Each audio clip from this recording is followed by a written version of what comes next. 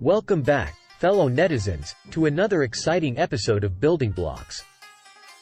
If you're just joining us, do hit that like button, share our series with your friends, and subscribe to stay updated on our journey through the intriguing world of Web 3.0.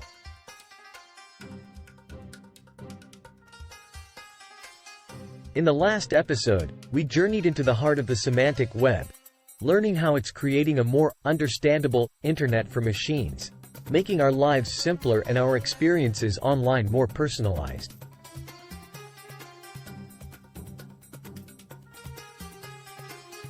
But how does the semantic web achieve this? That's where RDF, or Resource Description Framework, steps in. It's one of the building blocks of the semantic web, and today, we're going to explore what it is and how it works.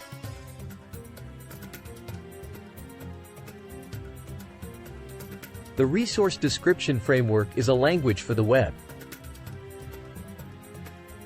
It describes resources, anything that can be named on the web, in a way that machines can understand. RDF uses triples to do this: a subject, a predicate, and an object.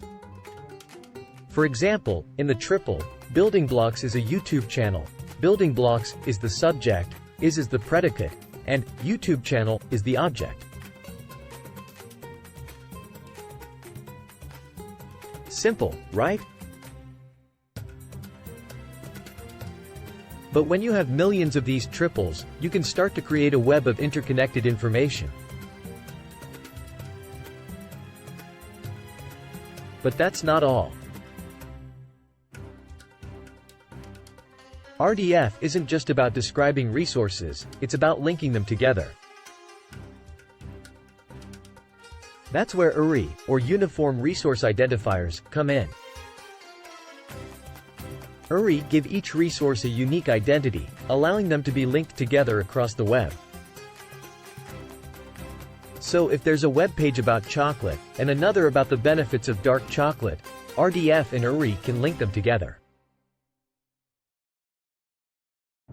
Now you might be wondering, what's the big deal? Well, RDF and URI allow machines to understand the context of information on the web. It's like giving them a roadmap to the internet, helping them navigate through vast amounts of information. This could revolutionize how we search for and find information online. Imagine you're researching for a school project on climate change. Instead of sifting through countless websites, the semantic web, powered by RDF, can bring together all the relevant information in one place. Of course, RDF is just one piece of the puzzle.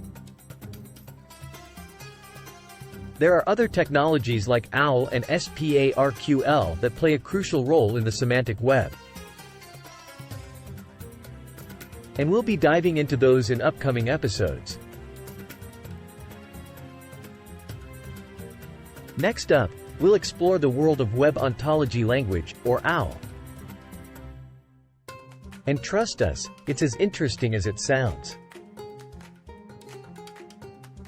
So, stay tuned, and keep exploring the future of the internet with us. Thanks for watching.